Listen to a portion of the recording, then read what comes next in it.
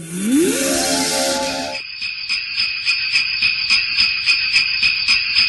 loup et les 7 cabris. Il y avait une fois une vieille chèvre qui avait 7 cabris, et elle les aimait comme une mère aime ses enfants. Un jour, elle voulut aller au bois pour y chercher de la nourriture.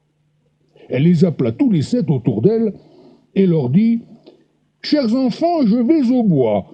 Prenez garde au loup. S'il entrait, il vous mangerait tous, cuir et poil. Le méchant se contrefait souvent, mais vous le reconnaîtrez facilement à sa voix rauque et à ses pieds noirs. » Les cabris répondirent « Chère mère, nous ferons bien attention, vous pouvez partir sans souci. » Là-dessus, la chèvre bêla un coup et se mit en route. Peu de temps après, quelqu'un vint frapper à la porte en criant « Ouvrez-moi, chers enfants, c'est votre mère, et elle vous rapporte à tous quelque chose. » Mais les cabris avaient reconnu à la voix rauque que c'était le loup. « Nous ne voulons pas ouvrir, » répondirent-ils. « Tu n'es pas notre mère qui a une voix douce et caressante, tandis que la tienne est rauque. Tu es le loup. » Le loup s'en alla alors chez un marchand et acheta un gros morceau de craie qu'il mangea pour s'adoucir la voix. Puis il revint, frappa à la porte et cria « Ouvrez-moi, chers enfants, c'est votre mère, elle vous rapporte à tous quelque chose. » Mais le loup avait posé sa patte noire contre la fenêtre.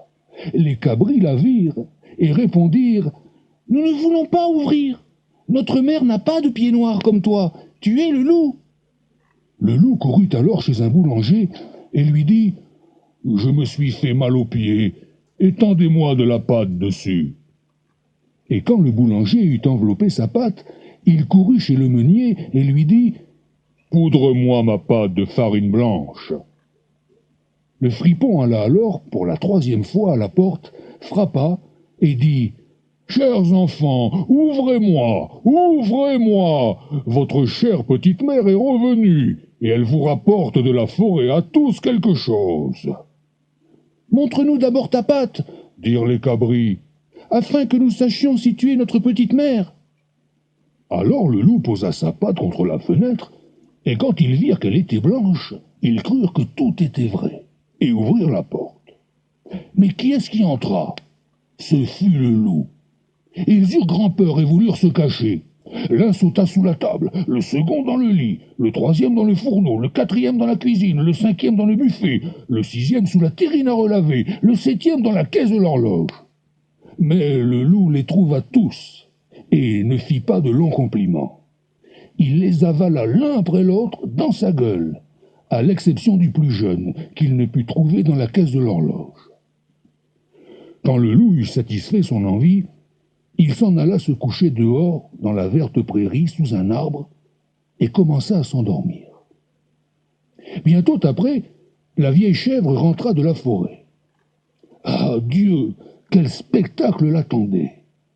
La porte de la maison était toute grande ouverte, la table, les chaises et les bancs étaient renversés. La terrine à relaver était en morceaux. Les couvertures et coussins avaient été arrachés du lit. Elle cherchait ses enfants, mais ne parvenait pas à les trouver. Elle les appelait par leur nom, les uns après les autres, mais personne ne répondait. Enfin, quand elle appela le nom du plus jeune, une petite voix s'écria « Chère mère, je suis cachée dans la caisse d'horloge. » Elle le tira dehors et lui raconta que le loup était venu et qu'il avait mangé tous les autres. Vous pouvez penser comme elle pleura, ces pauvres enfants. Enfin, elle ressortit toute désolée, et le plus jeune des cabris lui courut après. Quand elle arriva dans la prairie, le loup était couché sous l'arbre, et ronflait si fort que les branches tremblaient.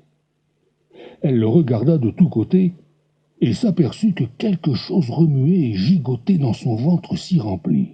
« Ah, Dieu !» pensa-t-elle. « Est-ce que mes pauvres enfants qu'il a avalés pour son souper seraient encore en vie ?» Il fallut que le cabri courût à la maison chercher des ciseaux, une aiguille et du fil. Alors, elle ouvrit la panse du monstre, et dès qu'elle eut commencé à couper, un des cabris sortit sa tête. Et à mesure qu'elle coupait, tous les autres s'échappèrent d'eux-mêmes, l'un après l'autre, sans avoir éprouvé le moindre dommage. Car dans sa gloutonnerie, le monstre les avait avalés tout ronds. C'est ça qui fut une joie. Ils embrassaient leur chère petite mère et cabriolaient comme un tailleur qui fait la noce.